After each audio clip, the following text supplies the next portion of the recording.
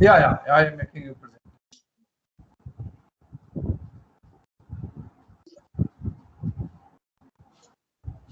So, sir, you are presenter now. So Yes. Yeah.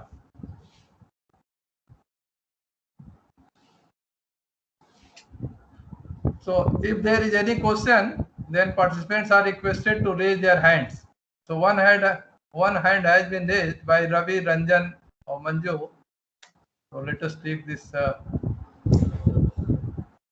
Ravi Ranjan, do you want to say something? No. Anyway, sir, please start. Okay. Share.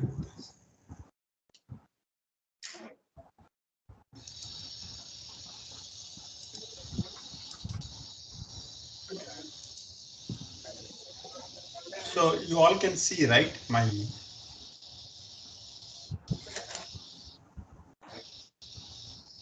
Yes, sir. Yes, sir. Okay, thank you.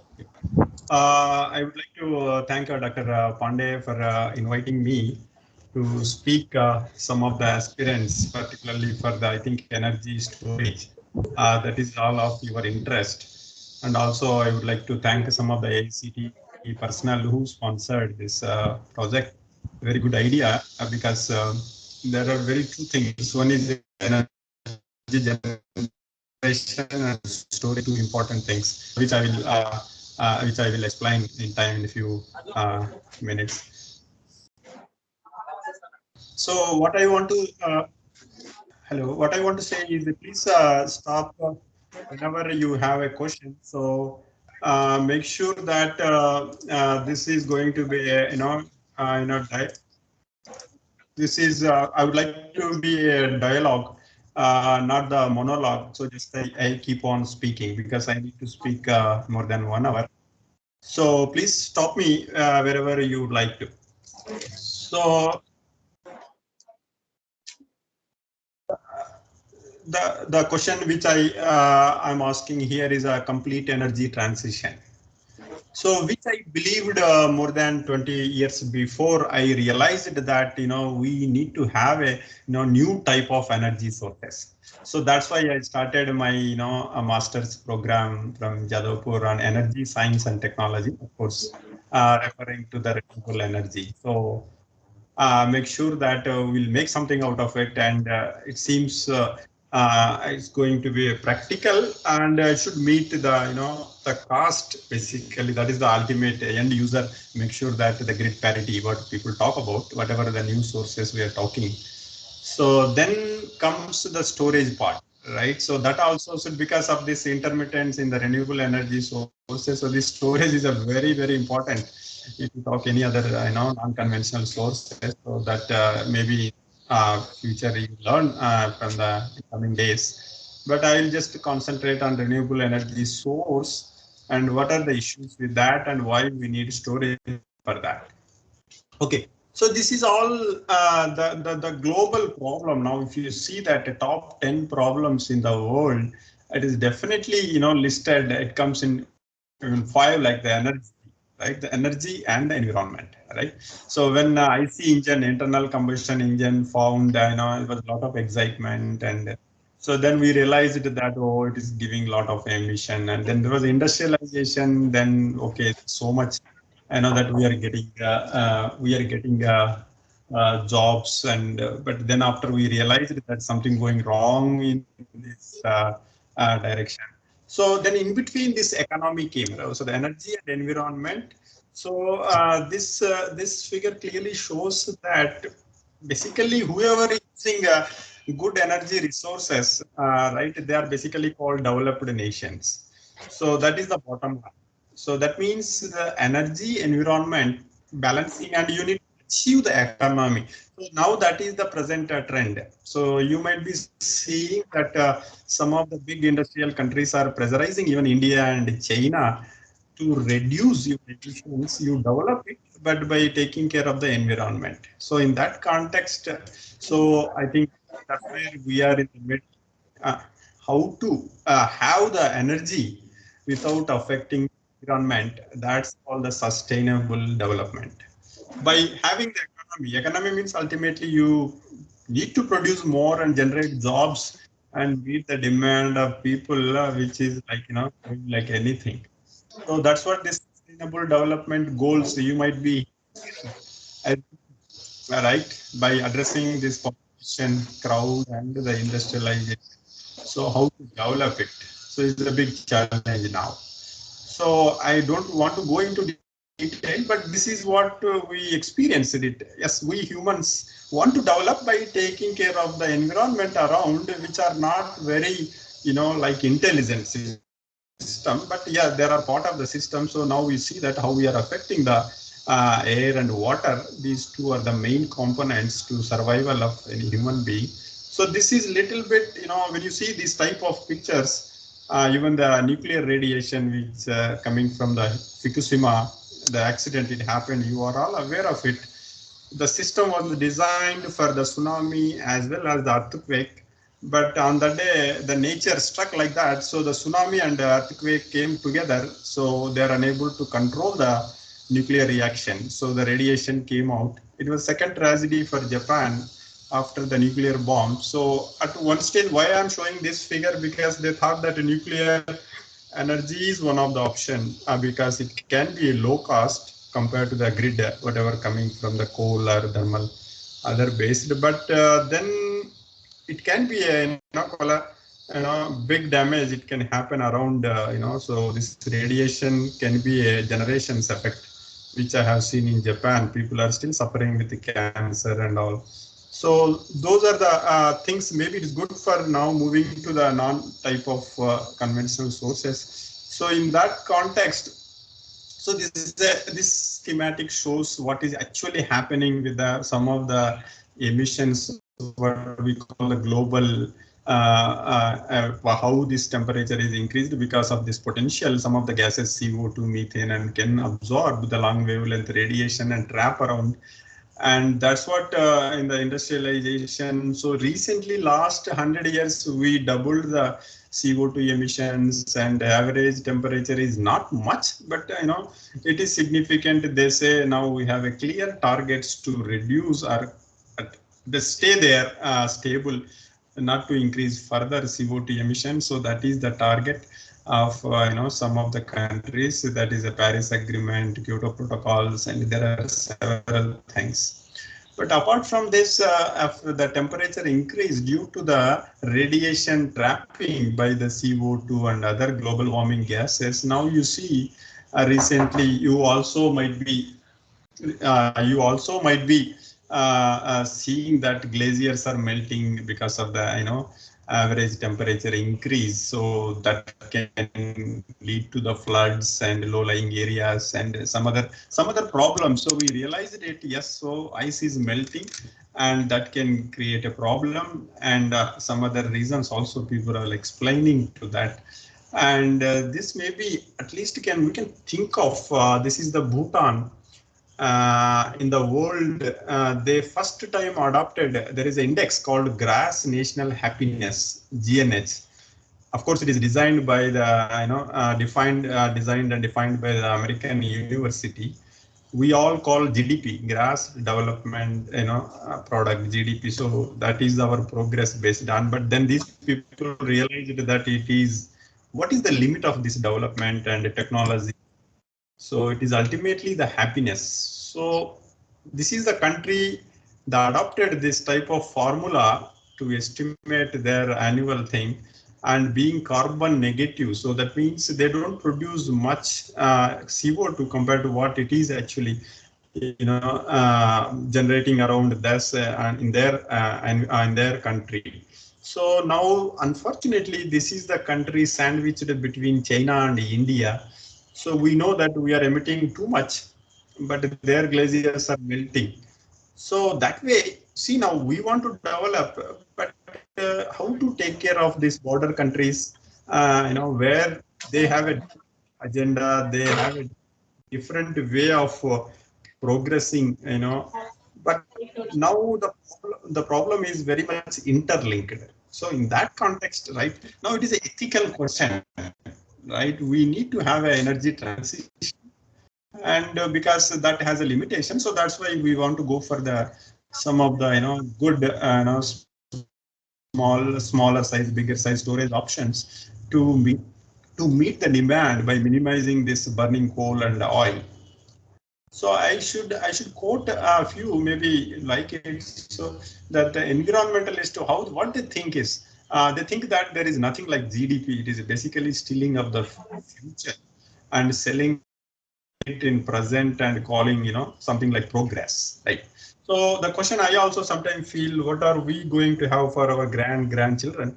Because at the moment we are scaling up the production and making more and more to have our luxury life, but we need to leave something for next generations. So that's where our responsibility as a teachers, as a researchers, or something like anyone else, that how to survive first and then leave something for next generations. So in that context, this is a very important.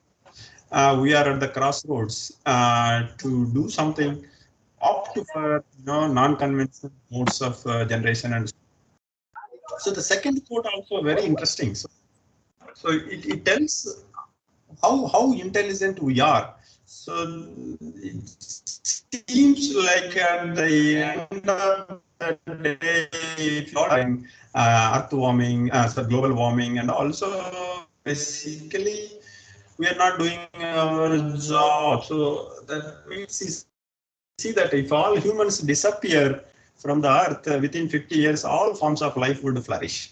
Right. If only 1 degree, right, increase in that we have air conditions, but there are some birds and animals, because of small fluctuation in the temperature, they cannot survive, and the bacterial growth is different, fungal growth is different, so that can affect their lifestyle and all. So these are the things people realize, and environmentalists are very particular about it. What we are doing, the business as usual is not going to make the planet, particularly that's what we call Mother Earth, of course, after our mother. So this is the thing. It is our responsibility to take care of by policy, by adopting good management of energy usage and all, apart from the science and technology, to advance it. Okay, so I don't want you all, I think university, institute, professors and all. So what I want to say in the energy conversion diagram, somehow I felt that we adopted a very long model, bringing from primary to the end user, taking to the thermal, then mechanical, and then electrical. So this type of complex systems made us life a little bit, and then started emitting CO2 emissions, started increasing. But the option I am talking is the solar. So at the end of the day, we need electrical energy. So there is any such source which can give directly from solar to electrical. I think that is the option. Either even chemical also. Like if you see that. So if there is any way we can get from chemical to electrical, from solar to electrical, by not going into the thermal and then mechanical and then coming to electrical. So the thermodynamics is always there, that it creates a loss from one process to other process, which we don't want. So if there is a chemical to electrical directly, so one process step where we can understand thermodynamics first and second law, and minimizing the losses associated with it. So that is the now next generation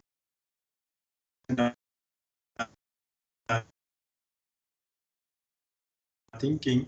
So the motivation to, so now for this, the new science, not only the conventional new science, and that's what some of the work we did with the nanomaterials, and efficiently converting this direct energy is a challenge. So earlier it was efficiency was not a problem, but now we don't want to waste energy as a heat, because that we want to understand the heat dissipation around the system and maximize the end as electrical energy. So that itself is energy conservation and all, is a big area.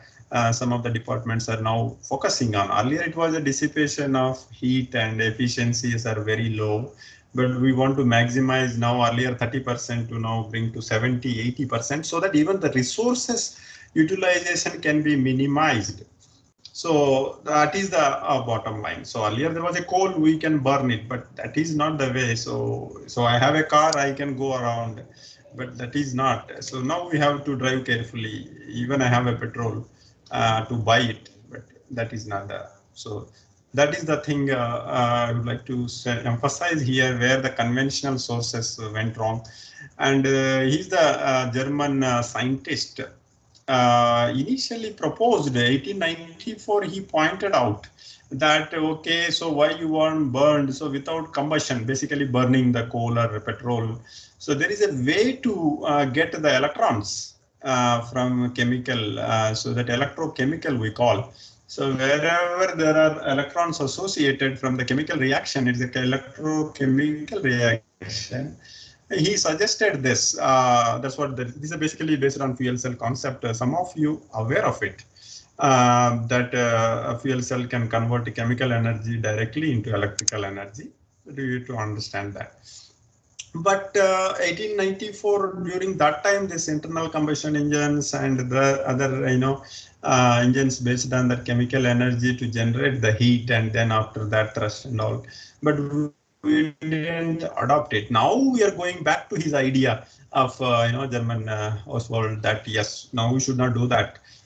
We should go for directly chemical to electrical by minimizing the CO2 emissions. And also the ideas were there, but parallelly came out, but we adopted something else, and we ended up with emitting so much. So in brief, like now I picked up one from the online. So this is what global primary energy consumption by source. So now you see at the right hand side, still the oil and coal plays, a lot of, more than that of it, I think, is actually giving us the energy for our daily activities to meet the industrial as well as civilian, some of the applications, and then followed by gas.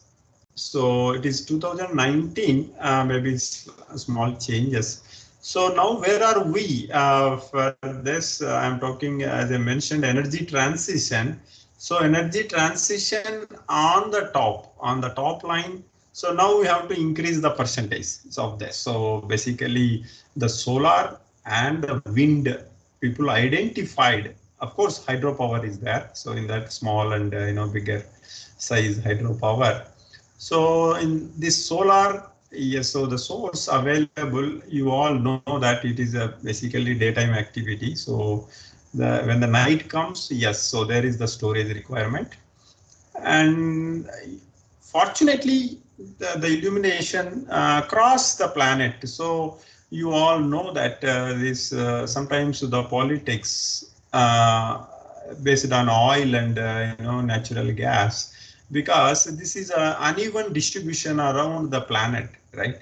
Now you know the Middle East, right? So they somehow the concentration of these sources creates some business management issues, and fluctuation in the economies of the countries also affected by this oil production and all. So fortunately the solar, yes, so it is equally distributed. Of course, again, there is the equator, far from the equator, poles and all that is there. And the wind part. So second, even the wind, yes, so where there is a solar night problem, but the wind is available. But yeah, wind has some threshold. So you cannot generate power from that small wind speed. So there are some issues, but now technology is emerging. Even from small, like 1 centimeter per second, is minimum 4 meter per second is required. Now technology is having even small wind speed can have a power, so that night time it can meet the demand of the household and others by not going the storage.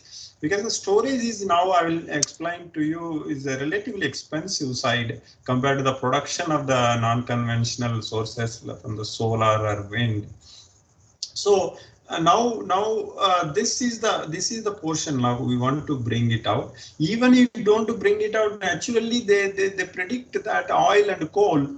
Now we are 7 billion people, but after 8, 9, 10 billion people, so one day they exhaust all these sources because these are fixed resources. So we have to adopt like the solar, where the sun is going to be, because the sun is the eternal source. So the sun is there, we survive. So we have to rely on this type of sun-based system. So it is not going to be a problem. So now this schematic, also this figure shows that possibilities for the use of renewable energy sources. Yeah, so almost all this graph says that it is all sun. For renewable energy sources, sun is the source. So the solar radiation, right? That's basically rain. Rain means the hydropower, atmospheric movements, right? The fluctuations in the heating, cooling in the earth again will give the wind. So that is also due to the sun and all. The typhoons and this all bigger waves in the second wave movements also depends on this, and the biomass production, that is the source of the sun, and direct radiation, so thermal and the photovoltaics. So the photovoltaics got a real attention because you can have the voltage, right? That's where we are interested. So because all our now gadgets are coming to the electrical side, so even the e-mobility also big way coming up, so we are interested in the electricity. So that's why this solar photovoltaics. So photovoltaics based on solar radiation, so we call solar photovoltaics. So now turning to the sun, our all focus to understand and estimate. So this is you all know about the sun. So we also teach 1 hour about the dynamics and internal structure of the sun. So somehow there is a fuel inside, keep on burning. Of course, a chemical reaction at a high temperature. But the radiation. Yeah. Anyone have any questions?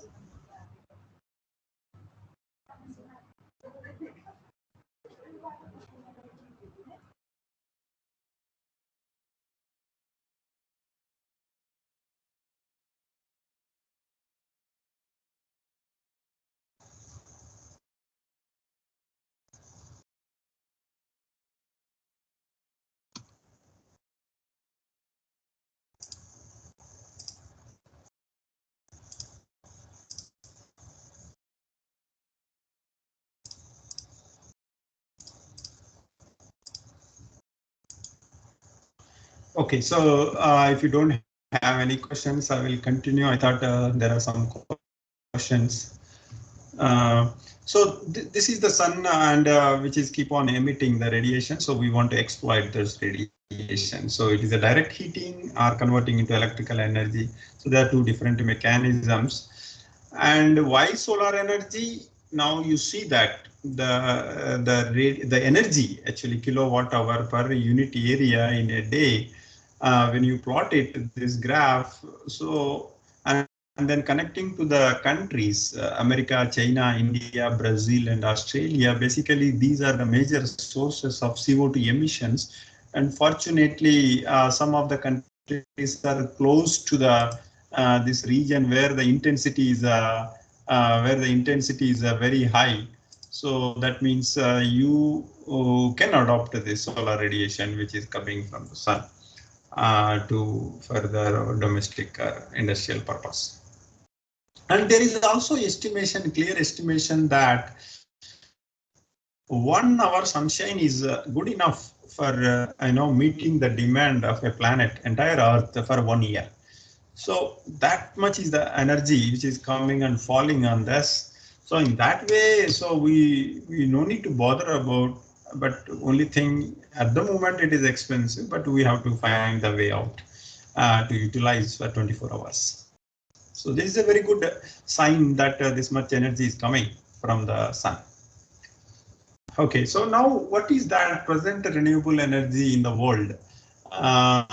Most of it is the hydropower, again that, and then followed by the wind, and this is onshore and offshore windmills, and then followed by the solar, and then other renewables, bio and ocean, OTEC, and geothermal and all, whatever that. So these are all contributing to this is an energy units, terawatt hour units, present renewable energy consumption.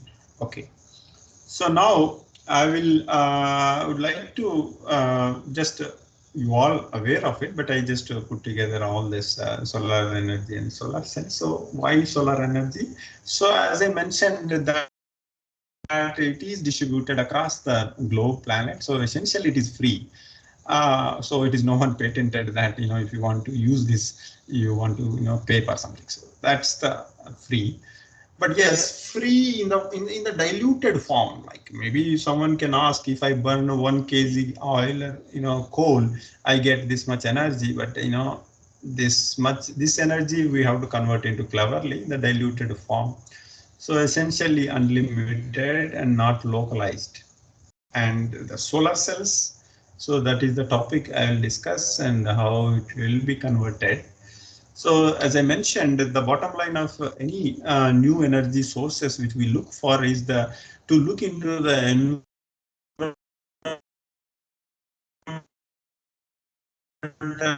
impact assessment. Now it is must undergo for the impact assessment. So that they see that what are the emissions coming out and how it is going to affect locally and globally the system. So you have to prove that a new system is always lower than the conventional damage expected in future based on the, of course, size of the system is important. We're talking about the megawatts or gigawatts or terawatts of power. So because it is a direct energy conversion, so nothing, there is no movements, so not much thermodynamics. Of course, thermodynamics is involved in this, in the conversion of light into the electricity.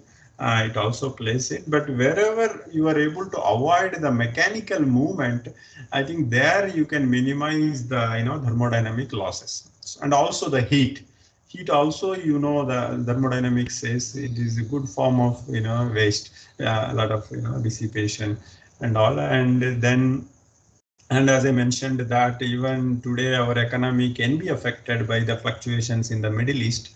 So but because it is a sunlight, so we fortunately have enough sunshine, and definitely we are better than the European solar energy, whatever they are having, annual energy or daily energy yields and all.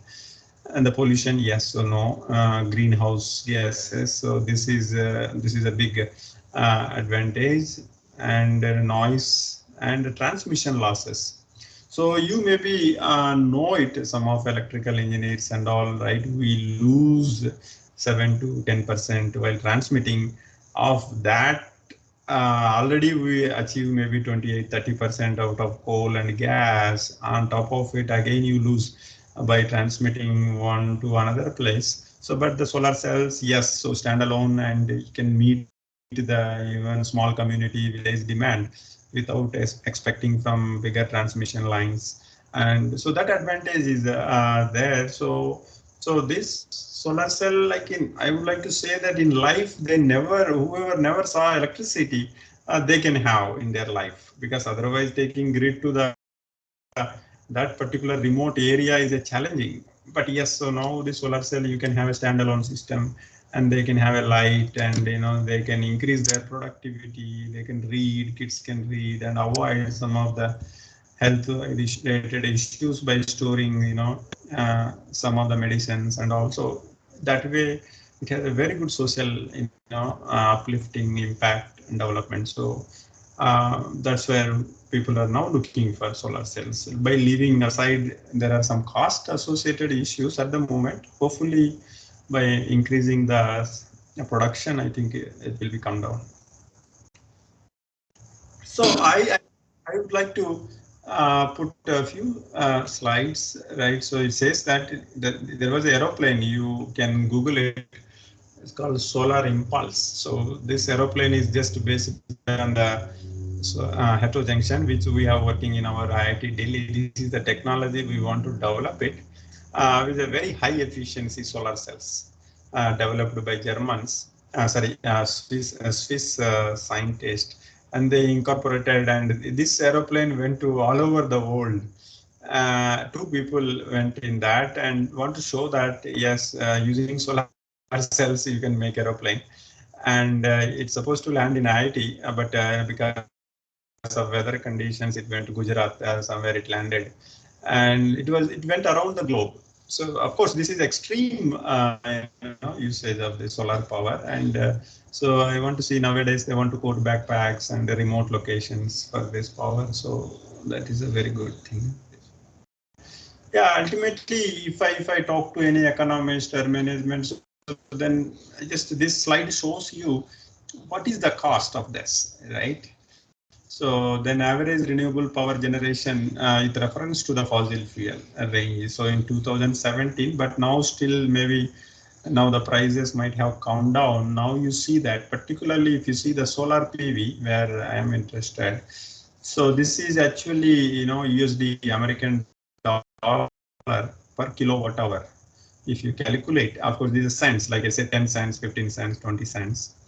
So now if I see that the solar PV has a range, of course, this range you can ask me why is a lot of, say, 7 cents to 25 cents. Of course, depends on your subsidies and interest rates and government funding and also, but the average number is around 10 cents.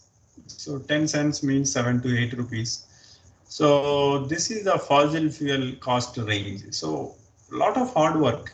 So when initially it was developed, the solar cell, maybe say $100, of course, $200 also it was time. So but it dropped enormously. So now it brought down to that such a level that it is in falling in the fossil fuel cost range. So that's where the people are, industrial people are interested to adopt this solar photovoltaics for their use, and the wind also there in the fossil fuel range. And but you may definitely ask, sir, but this is the daytime, right? Morning 8 to 6. But what will happen to the night? So and even evening, where we need the energy. So that's the theme of your, I think, this program, storage. So that's when you add the storage, without storage, yes, so economics is different.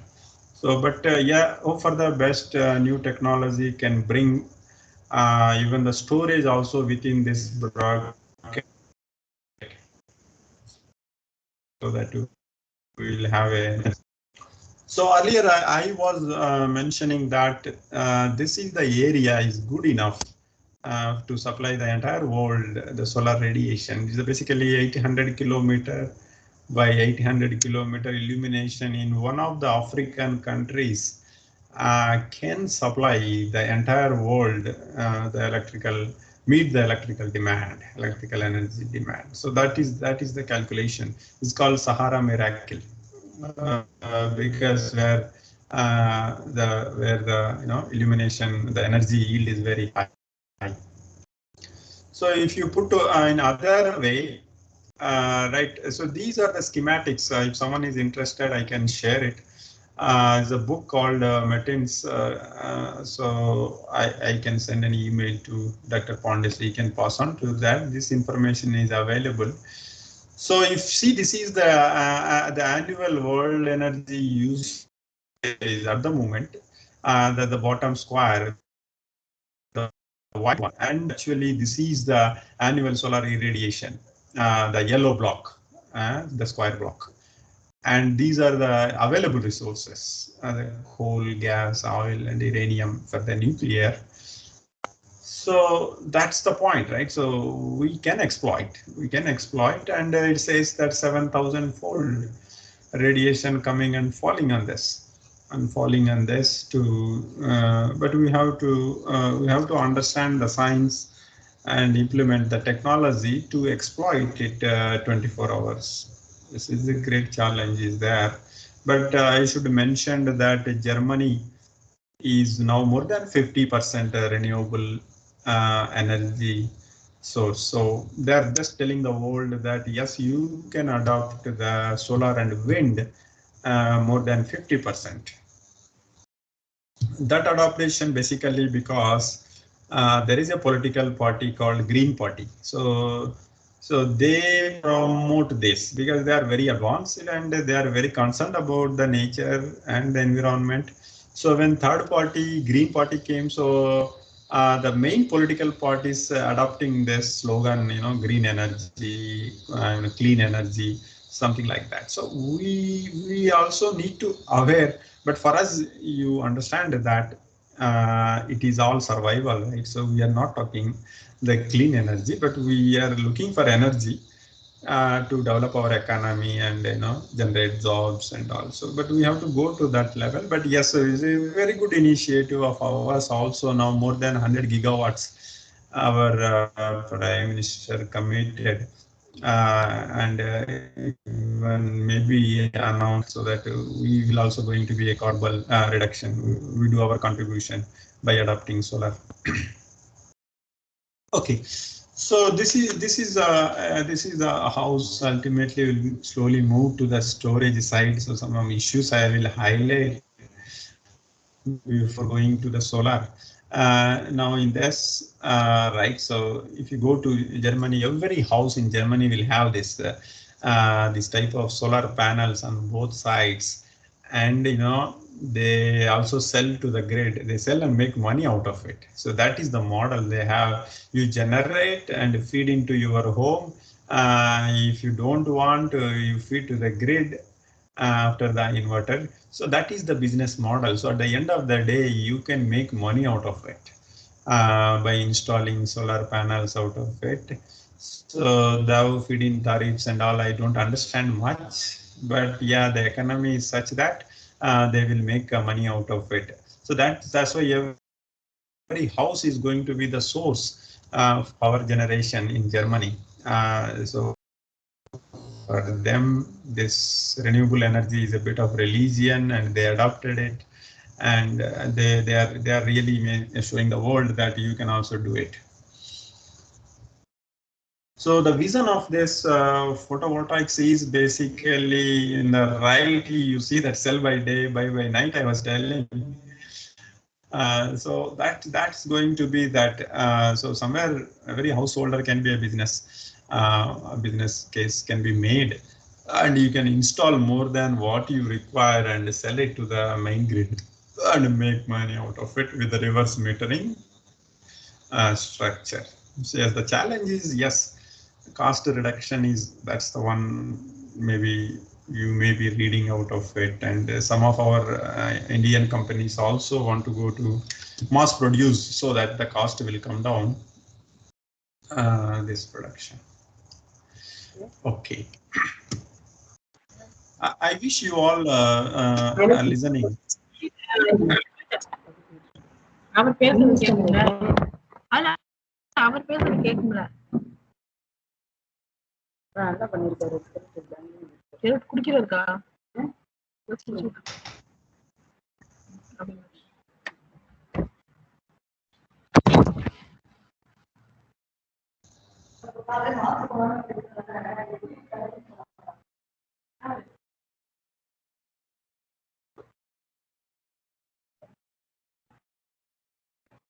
So anyone have any questions so that I can respond? Dr. S. Aishwarya, please mute your mic. Yes, Aishwarya, please mute your mic. Sachin Goyal. Yes, sir. Sachin Goyal has raised his hand. Probably he wants to ask something. Sachin. Okay, sure.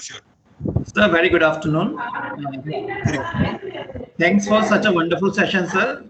Please, can you give us an idea about the International Solar Alliance and the very wonderful idea of the government of India about the 175 gigawatt solar power production? So can you give some light on that projects, and what kind of opportunities as a young engineer one can associate with that kind of projects? Yeah, so very good question, Sachin. Basically, with ISA, IAT, some of you, or maybe all of you, are aware of it. There is the International Solar Alliance came out from France and India. Our Sri Narendra Modi initiative on that. So in this solar alliance, basically African countries are associated with that. So we want to, we are having one master's program also in that direction. We are teaching a lot of 25 African students will come here. We want to train them in the photovoltaic systems, modules, because Africa is a very good, has a very good potential. So somehow our initiative is a very good that I will show at the end of this first section of the talk what Japanese are doing with the African countries. So in that context, India also want to educate them and use them this solar photovoltaics. See, I was telling that 3 E's, right? Energy, economy, environment. Because the moment you start using these solar photovoltaics and make the energy out of it, so automatically you develop. So that's based on your, utilizing of time and education and others. So that's maybe the bottom line. So India felt that we should contribute. Maybe we are not in the technology science-wise in par with some of the Europeans and all, but you were thinking at the lower, downstream side, where people are, looking for this type of energy resource. So we educate them. So that is the motivation. So providing the educational, background, the infrastructure and all. We also guide some projects. I interact with some of these African students, but there is a lot of politics. They want to sell the coal-based, gas-based and energy because of their internal, corruption and all. But yeah, promoting this type of non-conventional adopting and all, want to educate them. But the cost is maybe India can bring little bit. Africans for them is still very, very higher side. So unless government supports it. Even for, I should mention that this adaptation of renewable energy in America and some of the oil and natural gas companies, against this model, they project differently. It is not a model and all. So some groups are working against this. Yeah, but overall, some people you also agree that don't believe the global warming. Right? So there is a globe is not warming. So those are people like who don't agree the new technologies and they don't want to adopt very, very traditional and So ISA, the motivation of ISA, we have a office I think here, Solar Energy Center, to basically bring these people, train them and educate them from this industrially other stage. We also have opportunities to go there and install big plants. First we have to educate them. So then like what the Britishers did for us, like first to teach English. So then after things will follow like that.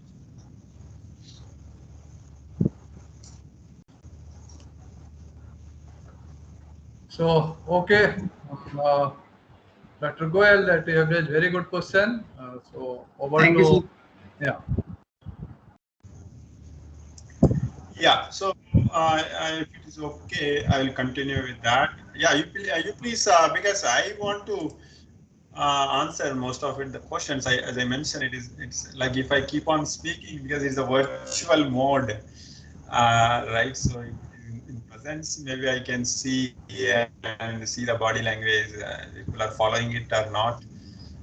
Sometimes I feel I speak with my computer. Yeah. That is good one. So I encourage the participants to ask the questions. We can take few questions right now, and then Professor will continue his lecture. Yes.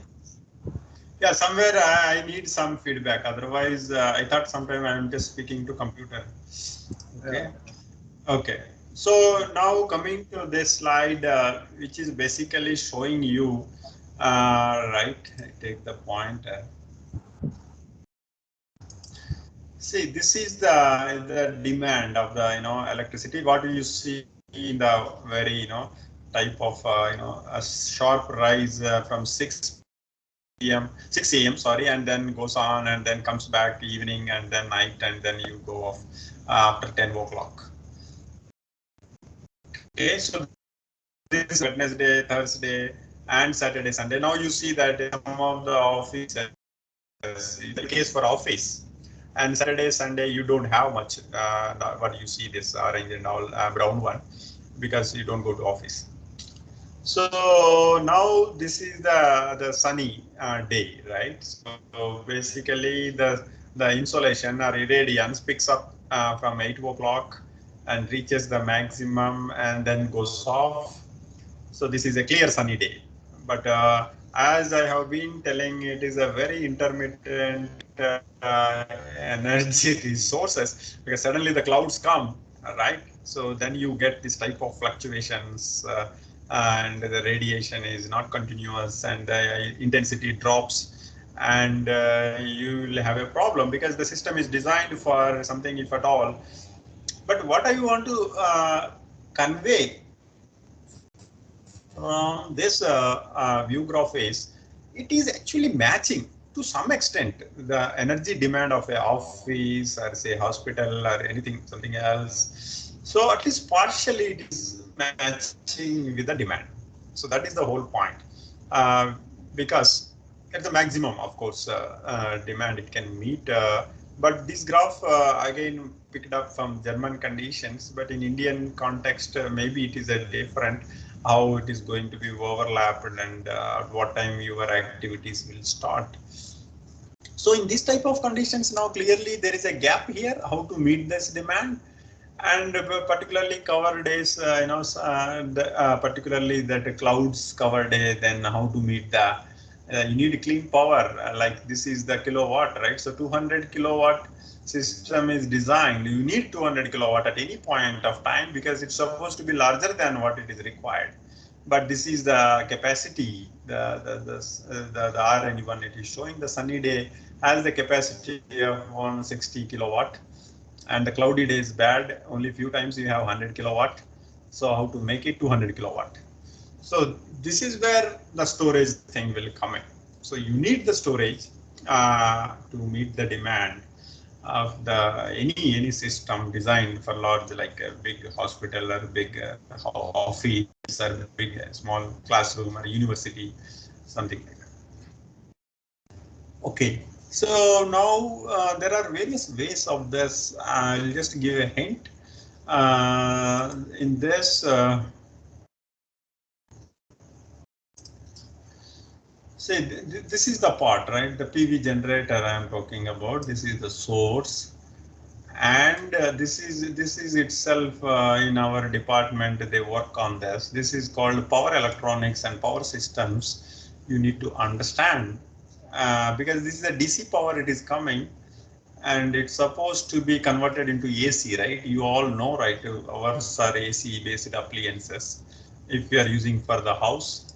And if you want to, as I was telling, the net metering, if you have, you convert into AC and fed into the public grid, so that you get a money out of it.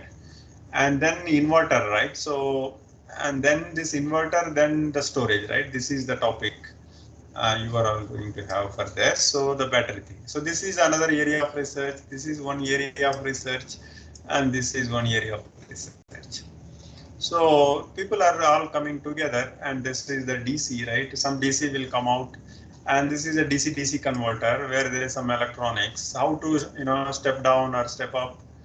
And then this is the charge controller, right? Because of the fluctuations you are going to have from this, because the voltage is going to keep on changing from higher, because early morning, right? So you see that for this illumination, the intensity is going to be different.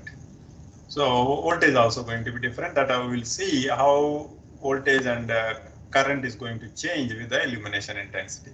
So it is a very dynamic, output. So that's why that is also the bigger challenge to meet the demand of this type of appliances. So there is a DC-DC converter, there is a charge controller. So there are various type of charge controllers in that. I don't have much knowledge on this. So then comes this battery. Okay. So now see the battery, what we are talking about, batteries of megawatt, or even bigger watt. So this battery, what in the bottom you see for our camera, for mobile phone, and for small applications. So this battery technology is a very important, not only important, it should be cost effective. So then only people believe that, okay, by coupling this generator and this electronics system with the battery, so that this type of thing will be, where you are going to have a start from 6 o'clock to the 10 o'clock to meet this load without any problem. So that's where the storage comes in. So in that battery, that smaller, large, medium storage, what it is. So what it is that I will see, you will see. So in this now you see load profile without energy management. Suppose we are not doing management. So now it is energy management, particularly with the renewable energy systems, it is required. But if you have a conventional, so that grid will take care of it. But this is also opportunity to learn something, right? Suppose what we see is a PV. This is the PV feeding, basically the blue one. And this is a PV energy directly used. Basically, the usage is only, that's where here is the peak, and then there is off in between, and there is off in between. But the PV keep on generated here, and then goes off PV generation, the green one. Now you see, but suddenly you need this, some energy is required from the grid, so to meet the demand. So this is one model. Like now, suppose now energy management system, if you consider this is without energy and this is with energy. Suppose if you don't want to go to storage, right? So some of these appliances you have to shift here. So that's what he's trying to show, that instead of switching on your washing machine here, you switch on here. So where there is a PV production is there. So that is based on your input, you have to do it. But when you are in a office, how to switch on your washing machine? Yes, so there are systems available. You can switch on using mobile phone. So I think those are also going to come up. I think they're available in some places in India also. And this is again, there is an extra demand here coming up. How to meet this one? Because morning this PV power is only this much is available. So I think this part and this part, right? So where you are taking from the grid, you require the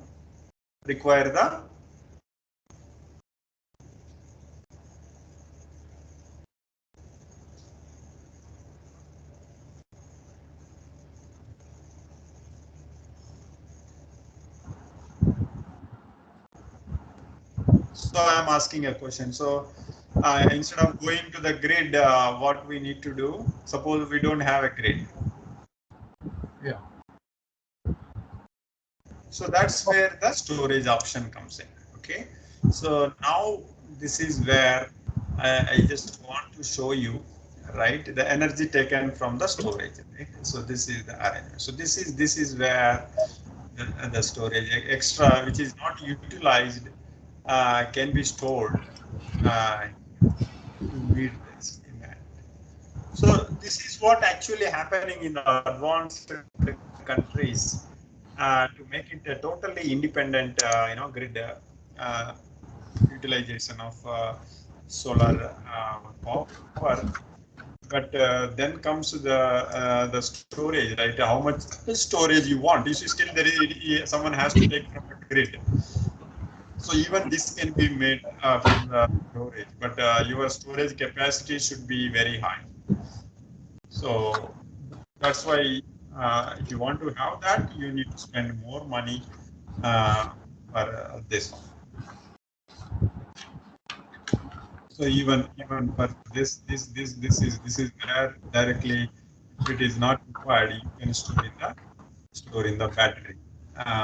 So if not extra, suppose this is the production, but your demand is only up to here, so remaining will go to the grid. So this is all type of conventional storage what I am showing, but there are advanced storage models because maybe even this also you want to store it, but it is going to be expensive for that. So you can give to the grid so that you can get money out of it. Okay, so earlier I was talking very small storage, but this is the system I am talking about. It is small block, one block here. So it has a 320 cells, and one block has a 40 kilowatt battery. This is based on the sodium sulfide, not even lithium. So see, the lithium ion battery is now, you all know it, we moved from lead acid, lead based to lithium because of the energy density, very high, and some other advantages because of lightweight and all. So now the new generation talking about sodium sulfide, it has a more energy density and some other advantages, which I am not very expert in this area. I'm trying to understand this. So this type of one block is 40 kilowatt. Now you put together 20 and then maybe 50, I think 50 blocks, you put 1 megawatt storage. So this is the company, Germany, telling you can store 1 megawatt by having this type of compartment with that. So I think experts will speak on. Then there is a thermal management and distribution and deep discharge, charging cycles, and also that itself is a different area. So in that charge controller earlier I was talking how you protect this charging, overcharging, and also that requires some intelligent design in between the battery and solar generator. So that is important. So that's where I am trying to make the point here is that we need storage to have the complete to meet the complete demand. So that you cannot avoid that. So the storage is must. If you want to adopt solar photovoltaics, I am referring to the solar photovoltaics. Yes, if you move to the wind energy also, I think it requires storage because this also variable very much until unless you are cut off. You design a windmill such that even it can operate at a very low wind speed. Otherwise, because wind speed also fluctuates, if it is below the threshold, cutoff point for any windmill, so you cannot produce, it cannot rotate the turbine, the wind blade, so you don't generate any power. So there again, you have to quickly adopt the either solar or you got to go for the storage option. So even the wind energy is also requires maybe this type of storage option to make sure that 24 hours power demand to meet the demand. Okay, so what I want to say here, I will stop and then briefly I will discuss briefly I will discuss the how this solar cell works. Yeah, if you have any questions based on my first part, I am happy to answer. So this session is now open for the questions. Participants, that if you are having any question so far.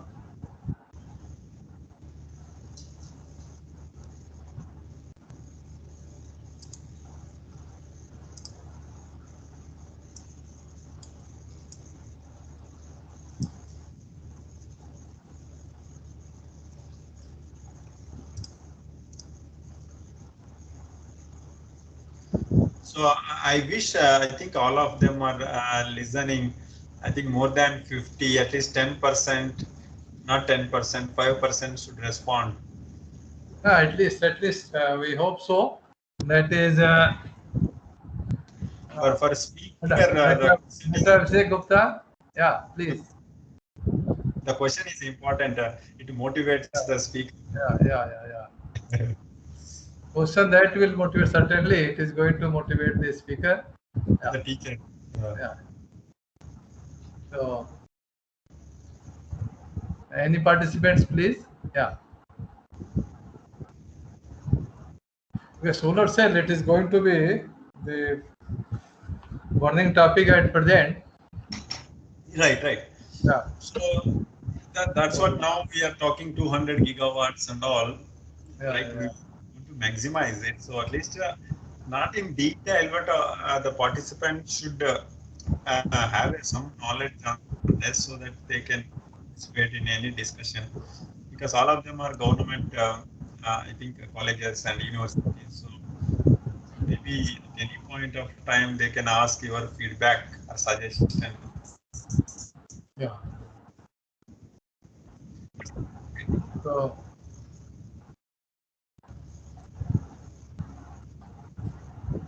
Yes, sir. Good afternoon, sir. Very good afternoon. Yeah, you tell your name and your affiliation. Yes, sir. My name is Vishesh Shukla, and I am working in field of battery safety. Okay. Sir, I want to know that if there are some problems which come in field of solar systems, which is of concern of safety, it may be subjected to some type of mechanical loading or heating problem or any other problem. Some problems come in the battery when it is used in real application of solar systems. So, are you referring to any practical battery? What are the batteries you are talking? Lead acid? Yes, sir. Lithium-ion batteries, battery Lithium. pack. That are yes, sir. Yeah. So earlier it was the lithium batteries, right? You might have come across. There were some aeroplanes, right? They burned the laptops. You might have seen the news, because that thermal management, right? So lithium, now it is a lithium ion battery. So lithium, I think, prone to the nitrogen, oxygen. So wherever there is oxygen, wherever there is a nitrogen, so that was the sensitivity. And we had aeroplanes, you may be knowing, the Dreamliner or Air India bought, and they stopped because they adopted this technology, and somewhere they found, because of basically dissipation of the heat was not controlled in this type of packed systems. So then they found lithium ion is safe compared to the lithium. So, but details even I am not sure, that chemistry and all. So lithium ion is now perfect. Now we are using in mobile phones, in cameras, and even computers, and storage side. I think it's proven not a problem in this in laptops and all. Yeah. But you see, sometimes we get also problems because these are designed for European systems, and we also need to aware of this range of the temperature, right? Suppose they say is some of the technical specifications are good for 15 to 35 degrees, or because in Germany 35, 40 is maximum, but our conditions, Rajasthan and some other places in Gujarat, so maybe 45 is our regular normal. So there, even the chemistry and all, they don't understand. So that's why this adopting these technologies, we have a problem. Even in case of solar cells also, what they say, quote numbers, technical parameters may not generate the same power here, because we have a different, we have different conditions like humidity, and the moisture and the dust and other issues are related to that. That's why battery. Yeah. So I exactly what I was telling, that overload cutoff, deep discharge. So there are 4 or 5 I think points which are very important, and until unless the manufacturer adopts good electronic components, otherwise it cannot cut, or what you say, that tripping a fuse and also, then is going to be a problem, short circuit and all. But I think big farms, the moment the photovoltaics, they're using very large without storage. But the storage comes, I think we may be learning something. We have to learn something of having wider margins, variabilities of charging, deep discharging, overloading of battery. where basically it is a thermal management. So we have to understand that the history. Keep on heating, it bursts. Apart from the chemical reactions inside that.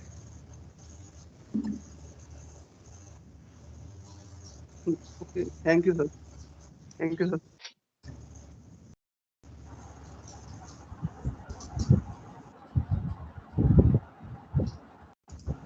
So maybe you still can keep some questions at the end. So what I will do is you try to understand this solar cell I am talking about, how it works. Maybe I will try to see in 40 minutes. I can convey to you people. There's a bit of curiosity because the light coming from the sun, right? How it generates. It's a very 10+2 concept people are using in the textbooks because it coming in the mainstream.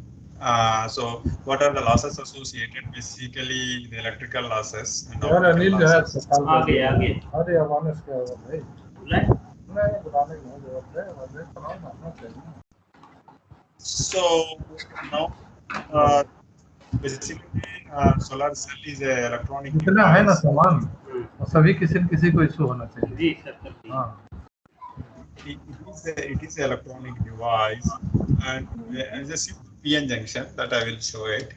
Okay, so before going into that, see what is the source, right? You all know internal combustion engine, right? The petrol or diesel is the source, and we know the energy content and how much it will be converted into the thrust, and then the efficiency of it, and that was the thing. But now our source is, this is the solar spectrum. So basically, spectrum means, this wavelength. Again, maybe some of you are aware of it. That is energy wavelength relation. That's what Einstein E is equal to, h nu. Sorry, this is h nu. That is the frequency, because that is, we usually write c by lambda. So that is the light velocity, the wavelength. So this is what, so basically wavelength is more, energy is less. So this is small and energy. So that's what this is, smaller wavelengths means high energy. So this is a basically energy spectrum, I should speak in that language. And this is the intensity. That means the number of photons coming from the sun. See, that's what you see that that particular, because it is a visible spectrum in that range. So we have a blue light, green light, all this mixture of that. The sunlight looks like white. And to design a solar cell, you have to understand what is coming from the sun. So this is all the spectrum. But the materials we are going to use as electronic device, so don't have this much wide options. You have to have somewhere so that you can utilize this radiation. This can absorb this radiation and convert it into electrical energy of this. So that's why this is the intensity. So it's intensity, but you cannot design a solar cell in this spectrum because you all see that it is a very small portion. But if you select somewhere here, you can take all this. If you can take all this, so that is the motivation. But you need to have an understanding of the source, right? This is a standard source, but this intensity will be affected by the rainy, of course, like in the cloudy days, and based on the particles, based on the pollution on the earth surface, and also those are all will affect. Okay, so now this is a photo. Photo means light. A voltaic means we want to get some voltage. So that is the photovoltaic, and this is photovoltaic can be anything. If there is a light, you can have voltage, but that you can put also some bulb and generate some voltage. That's fine. But now we are talking solar, right? So solar. That's why solar photovoltaics. So that's the one. So the energy coming from the sun, and this is the simple PN junction I am talking about. So simple diode, you all know, I think you studied the diode. It is also diode, but the diode of large area. So the diode which you use in electronic circuits is micrometer. like very small. But the diode I am talking 1 kilometer by 1 kilometer, like maybe right minimum larger megawatt, 1 megawatt plant means you have to install this much area to generate that much power. So this is a large area stuff. So large area comes then problems you all know in engineers, small area, smaller different problems, large area, escalating to the big problems. So, I mean, it's extending to the large area. So there are different issues with that. So, okay. So what will happen is when the radiation comes and fall on this particular type of structure. So P, I don't want to go details, is a semiconductor P doped and N doped, and also understand. So this is the PN combination, or can be also PN, P on top and N on the base, that is also. So the energy of this photon, that's what again I say, the H nu. So this is the energy coming from that. Basically it takes one electron and it lifts up. And that is the going to the excited. We call excited state or conduction band. And this is valency band for simple. So this is one type of, in mechanical engineers, we say that, energy in the form of potential. Okay, what is your capacity? So it is like that. So now this electron potential energy is increased.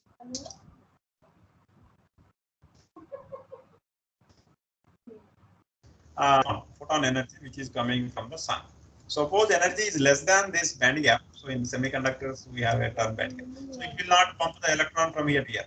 Only energy which is greater than this will take the electron. This one. So this exactly happens in the photosynthesis. Whatever green leaves and we are having. So this is basically okay. Suppose if it is increasing the kinetic energy of the system, what will happen?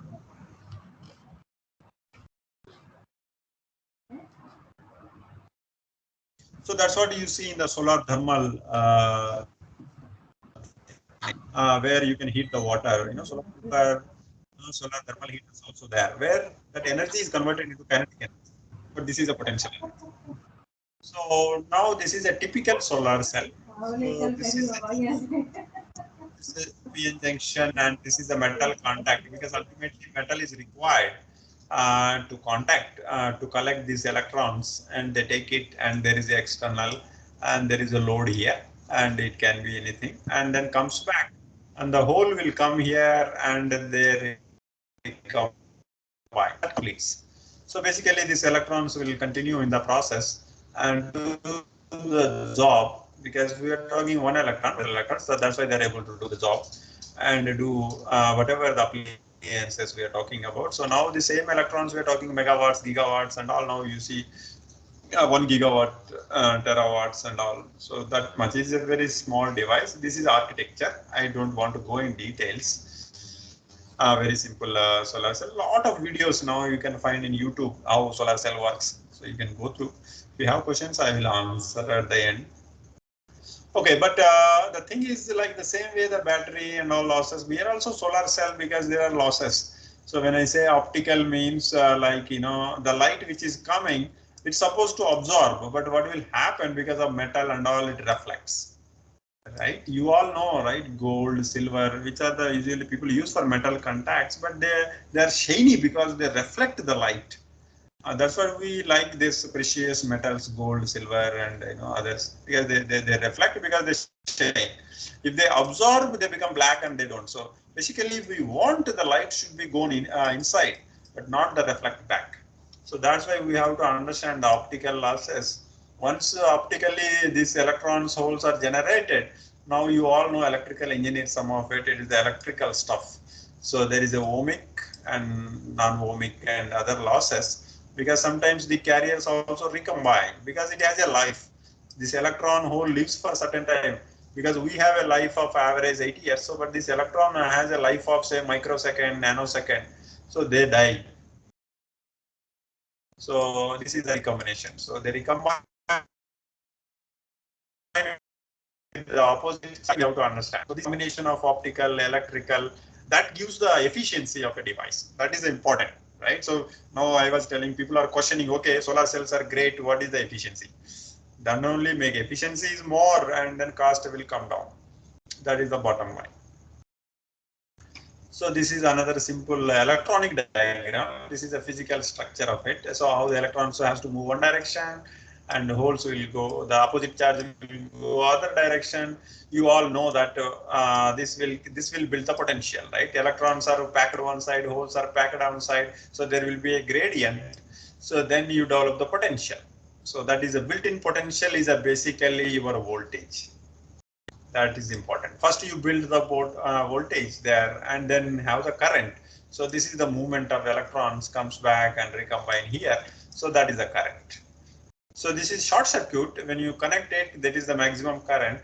This is open circuit. When don't connect this device, and this is the maximum voltage one can have.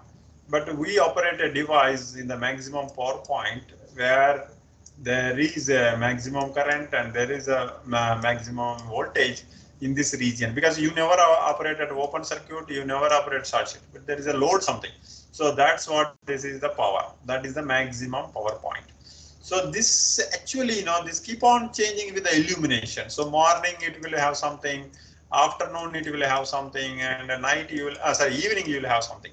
So accordingly, this maximum power point changes. So now you need to have a electronics to fine tune your maximum power point. You have to track it to even store your battery to meet the demand of electrical appliances. So those are very important. This is the equivalent circuit. Some of the electrical engineers understand the importance of electrical equivalent circuit. This is a photocurrent and there's a diode current. Unfortunately, they flow opposite. We have to minimize this one and maximize this one. So that is the target. And this is the cell, 6" by 6" solar cell. Is a building block. Of course, based on that you built up. And then in this, there are 4 important parameters of a solar cell. One is the open circuit voltage, and the second one is the short circuit current. Of course, now I am showing in the 4th quadrant. So this is like say first quadrant. And this is the fill factor, like when you operate this one, right? The area divided by this with this, that is the full potential. That's called fill factor. That is effective utilization, and then efficiency of this. So efficiency is basically power output. This one divided by power which is coming from the sun. That is the efficiency of this. So that is taken by amount of reflected light, and there are resistance. Now you see series and shunt, and then output is this. So that is the power output, and then power input is this one. So okay, the cell is fine now. You have to put together. This is a single block, and then this is called, you put together, it's called module, and then it called this panels and this arrays, and you design basically a 12 volt. Basically, this will give you 0.5, say 0.6 volt. Okay, but some of our appliances are standard for 12 volts or 24 volts. Right, so now accordingly they will design it, put together in series and parallel, series for voltage and parallel for current, because this may also have some current. So this cell maybe approximately can give 5 watts, right? So you may need 50 watts. So then you put together and make 50 watts. So this is the design for photovoltaic system. Okay, so here also there are complexes. When you put together, suppose this cell don't illuminate, what will happen? And there is a shading here, right? What will happen? So that is a different engineering. You have to do it. You have to bypass it, because if they don't light falling on this, it becomes a sink, and the energy can go into this cell. So that we have to be careful. So these are in the details of electronic structures. I don't go, but this I want to emphasize here, because the solar cell depends on both temperature and the intensity. See, the temperature, you can ask how the temperature influences the solar cell, because I was telling that it is a semiconductor device, right? So semiconductors, you might have studied that basic equations. If you remember, the current actually influenced by the thermal generation of the carriers.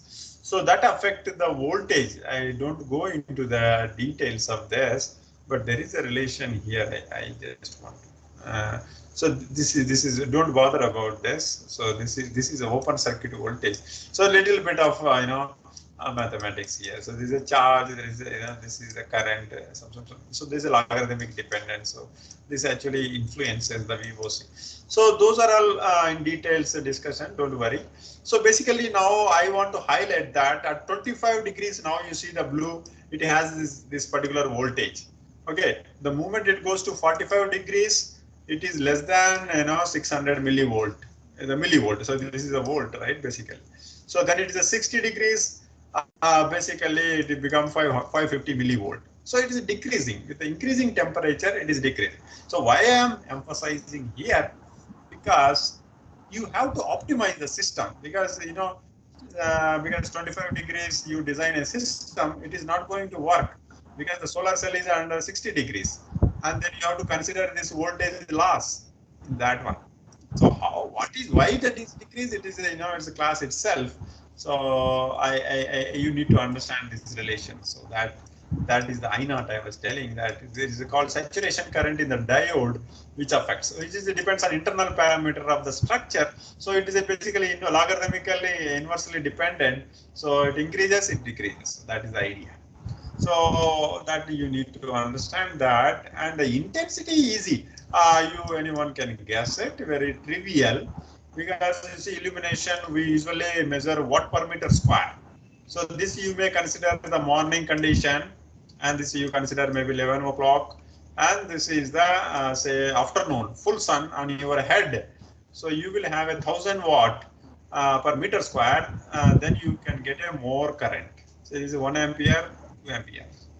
So this is the variation you can have from morning to evening, right? So that's what that earlier I was slide showing that the photovoltaic power goes up and peaks and then comes down. So this is also illumination dependent. So this variation is a problem. So that's why the storage is required to meet the demand.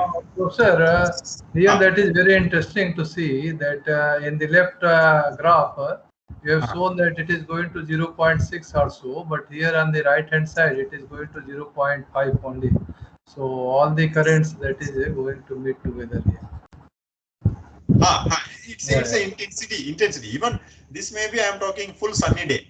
If it's a cloudy day, your maximum can be only this much.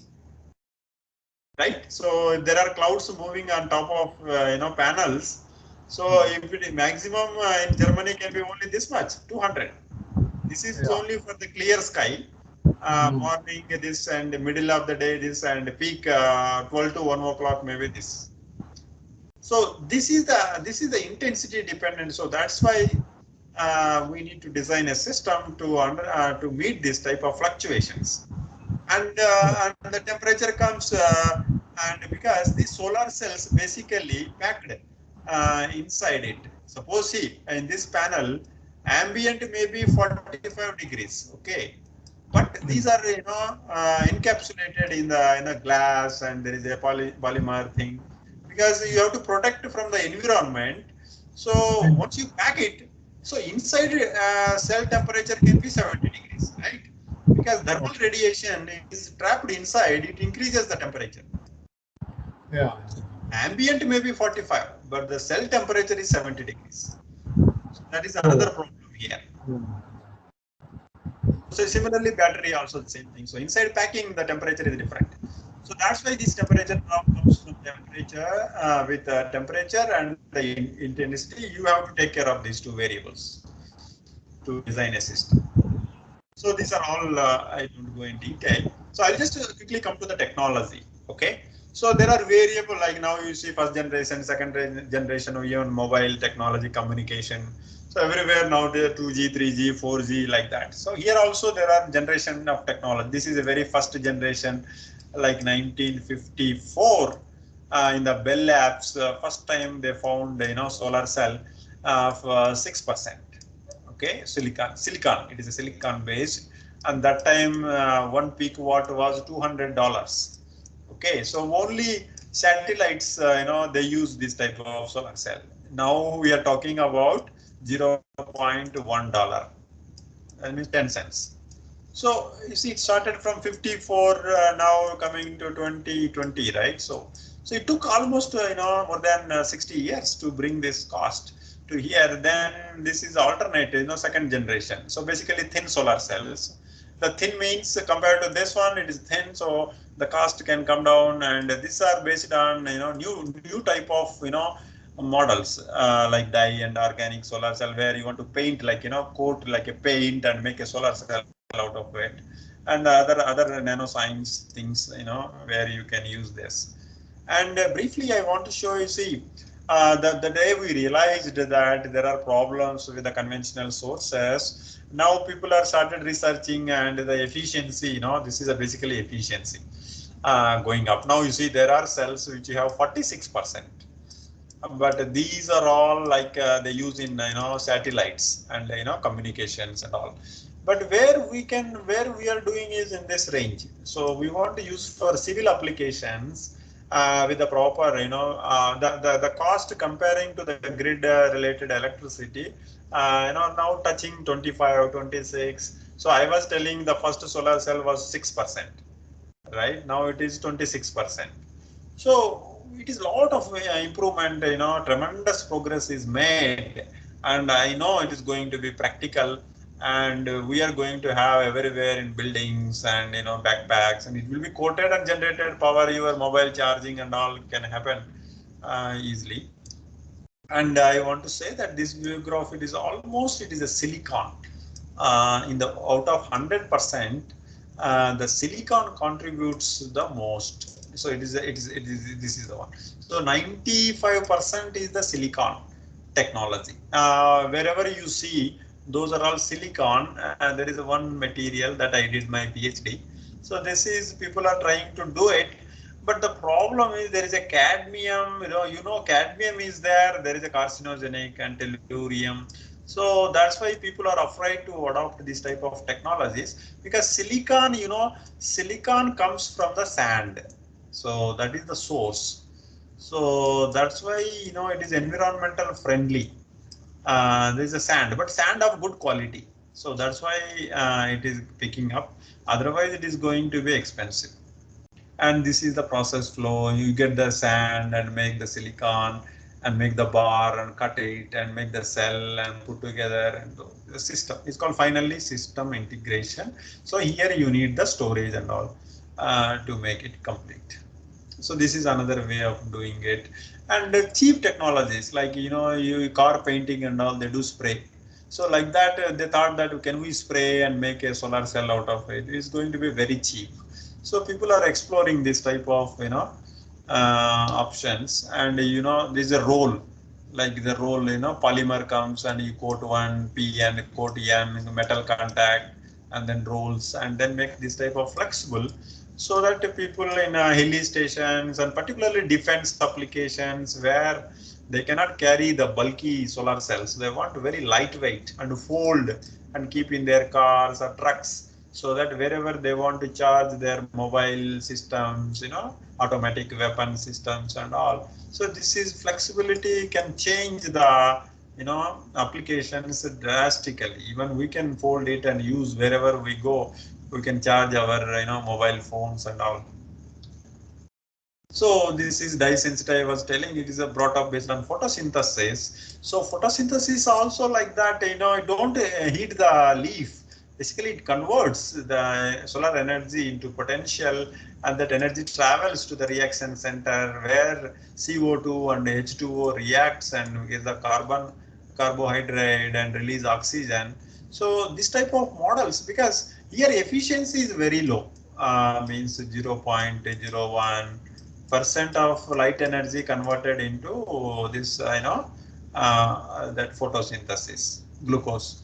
But here we want minimum 20 to 30%, so that it can be practical. So that is the idea. But you see, when the efficiency is low, the systems you all engineers know, because it's a very slow process, but it lives long, right? Leaf has 100 years, right? The big tree can survive. But we want to make a solar cell very quickly, high efficiency, and the life of this is also now people are questioning. So you have to promise 20 years of stability. then only they buy the solar cells. And finally, I would like to end up with that Japan idea of utilizing solar cell.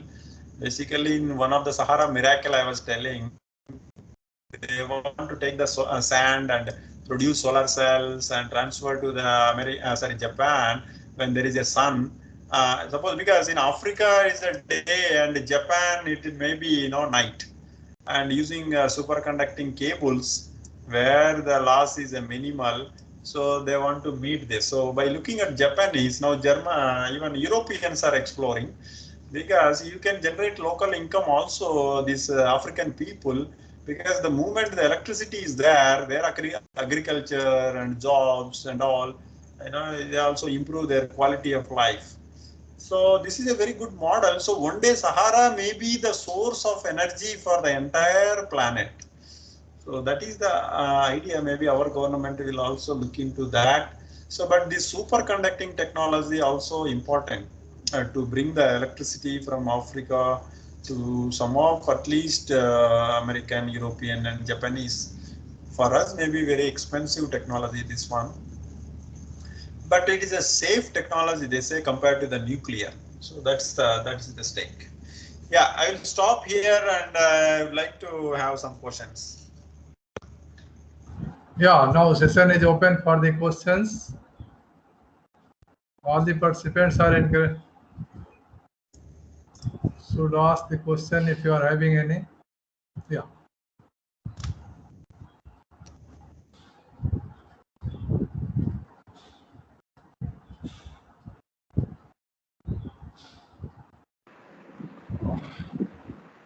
Dear Professor, good afternoon. Good afternoon, all of you. So I would like to ask you a question. Maybe it is a preliminary question. In the starting of your presentation, you have shown that and you mentioned about the solar cell technology used by the government, almost all for the entire all the houses in Germany. So as it is like prominent technology there in the Germany is a cold country, right? Compared to India. Yes, India is a warm country. It's not the hottest every time. So, what is the difficulties or real-time challenges in adapting that technology to the India, apart from the political this thing? So, what is the real-time challenges? Yeah, you see, definitely Germany per capita, you see, they are developed. Okay. Right. My point is very simple, like a very layman. See, ours is survival, right? So even Germans cannot believe that some of our citizens don't have access of electricity, right? So Yes. we are at the very level for us producing, developing economy, generating more income, producing jobs. So that was the thing, not bothered about which coal we are burning, which oil we are burning, where from it is coming, what is the pollution. Well, you take Delhi, right? So you all hear about Delhi pollution and all, right? Yes. So because of some various others, because there are jobs here, that's why people come here. And but in a Western setting, people, capitals are very isolated, because the important people live around. They don't want to waste time in traffic and all, because it has a different, agenda and potential. But here we mix up with everything, and every time we will waste in traveling here and there. So what I want to say is, because I was telling, there is a third party called in Germany Green Party. So they only talk about this green energy. So that is they went to that level. See, that's what they are in the next level of, they worry about water, if they see like our river, they cry, because, for them, water has some life in it. Say, so they don't misuse, they don't abuse the water, rain, air. So they worry about, they don't pollute it. So that's the I don't know, maybe because of the population and the brought up and all the sensitivity to the nature, those things are brought up according to the technologies that developed. And you see, this is not a very simple thing, right? When I say it is connected to the public grid, you have to understand how a small source can connect to your small units into the public grid, right? How it takes it. Yes, sir. Yeah. You have to understand the grid system also, because that's what this artificial intelligence and requires to integrate, because some small houses are feeding into that, and how the grid takes, because all houses are feeding in. So that's why because it's a welcome side in Indian industries, because their business can go down. Suppose coal and oil, right? Suppose we started feeding in, the demand of coal and oil will go down. So what is the energy amount required to produce that? And suppose if you say mine is lower than what you produce, so then again they have to convince that, they have to adopt it, they have to accept it. Of course, NTPC and the GAIL and other people are interested in renewable energy. They're trying to understand that suddenly if there is a shift, so how to survive, right? Some of these oil and gas companies have to survive. Even BHEL, I know they are struggling because their thermal power production is going down. They used to sell and generate a lot of money out of it. Like the similar way, other companies also affected conventional power-based companies. So now, even suppose, even I am as a professor, I want to have my house installed with, I am calculating it, but I have to overspend a little bit. See, it is for us, either you adopt, you motivate that, okay, leave the cost. You want to show, you want to become a role model by spending more. Because, and also you have to, there may be some problems also. It may not be continuous power, right? The battery maintenance, suddenly battery collapse, and suddenly there is shade. And these are all will come to know, it will take some time, 1 or 2 years to standardize it. But economical viability is the bottom line, right? What is my salary and how much I can get? If suppose cheap power is available, why should I spend more? So this acceptance of that. So definitely societal acceptance and commitment for the nature and all those are different levels. But we are not there. We are not there. And in my campus also, we have 2 megawatt IIT installed it, but not the individual campus. Any individuals are having this photovoltaic systems. So, Yes. any other question, please? But actually, sir, what could be the installation cost, and what can be the maximum power input can be generated from this kind of setup? Yeah, so I don't have much, but I can comment in the grid, right? Grid, people say that, like say 6 to 7. So grid connect. அங்க போய் ஃப்ரண்ட்ல நில்லு, நீ ஒண்ணும் பண்ண வேணாம். 3 hours அப்படியே அங்கே நில்லு. So grid connect.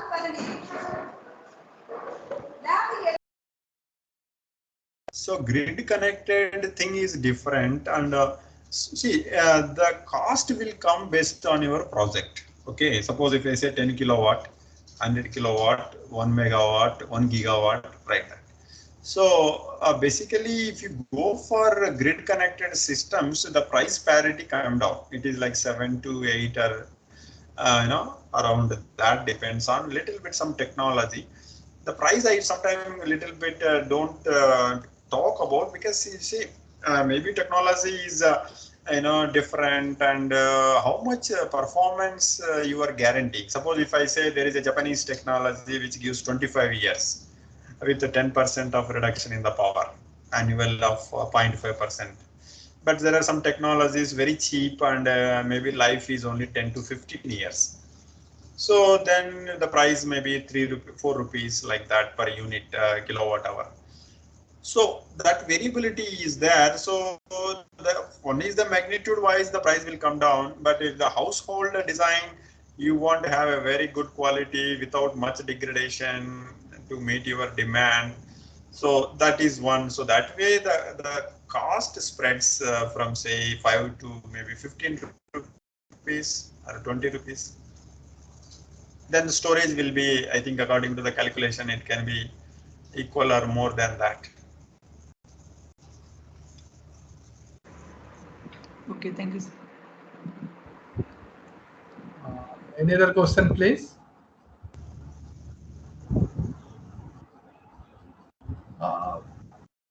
There is one layman question that efficiency of the solar cell, it is about 50% or so that we have achieved so far. Right. Yeah, so if you see the efficiency of the steam engine, that was the very low. So we went to the diesel engine and then to the electric engine. So the efficiency that has increased. Is there any possibility to think in that direction? Concept should be the same one, but some quantum change can be adopted here so that efficiency can be increased. Because due to the efficiency, it is going to be a very costly one. Yeah. Yes, I agree. So this is the cost. Very good question. So basically, the cost will decide efficiency will decide the cost. So that is very important. That is the bottom line, basic question. Because your area will also come down as efficiency increases. Suppose my house, I may need more, but I don't have area, right? In particularly metropolitan cities. Now government is mandating that every house should have some photovoltaic. Particularly government buildings, it is mandate in Delhi. So connecting to your question, now you see that my motivation is like, see, you all know, right? Vaccination earlier, people say that they used to have 10 years to develop one vaccine. But recently for COVID, we did 1 year, one vaccine, or several vaccines came, and everything happened in 1 year, and with different technologies. One is RNA based, DNA based, several other way of approaching. So what I mean to say that if the situation arises, so earlier, see, only whoever interested in photovoltaic solar cells and all, people used to do research. But now there is a lot of money, research involved in this direction, along with the storage. So I agree. So there will be a jump. There will be a jump. And one of this I can show you here. Where is that? So there is a lot of some of the technologies which started here, right? So they picked up to this stage, right? They are picking up, right? Some of these technologies, some of the silicon technologies they started here and took long way to come here. So like that, I expect that something will go like this, so that we can achieve 30-40%. It is not a big problem in the sense, because it is the number of people working, coming to this area day by day increasing. At the same time, storage option can bring down.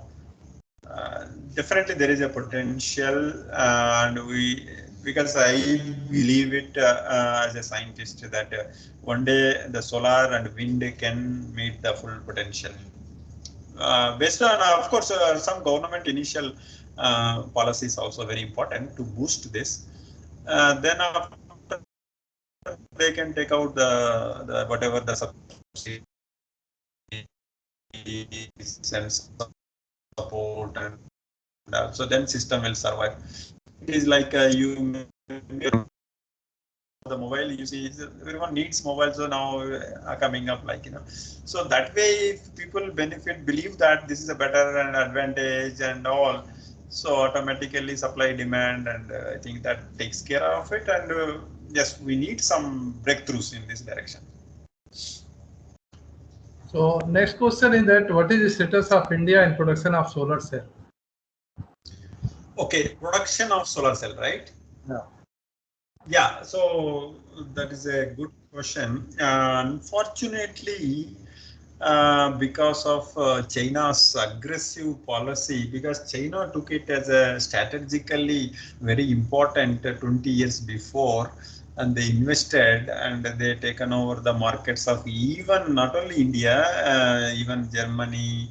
Everything is happening now in China. Germany and American companies are closed because they sell such a very cheap that you cannot, no company can think of to do that. So, but now I think after this little bit disturbance of political and Adani and Reliance and other big players want to do something in this, because we have to start somewhere. See, government gave 100 crores to IIT Bombay to develop some technology, and they are working on that. So I am also thinking one technology from here, IIT Delhi side, I got some support. So the technology wise, I should say that we are nowhere. We are far behind. And because you see, industry has to show some interest, because all the time government support is not a very good, because they also don't understand, because we have to understand the problems with the industry issues and all. It is not there. So that's because of recent problem with the China and all. We may go into R&D, research and development, and I think we'll meet. But in the technology development, we are nowhere. Okay, that's. Any other question from the participants, please?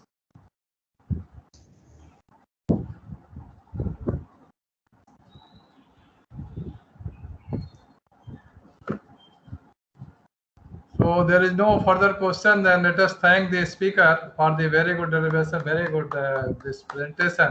Really, you have covered most of the things about the solar cell in this given time of the 2 hours only, and the time was very much limited. But your presentation was very good one, and many aspects that you have covered. So there will be lunch break. Just I should stop the recording. Then some announcements are here.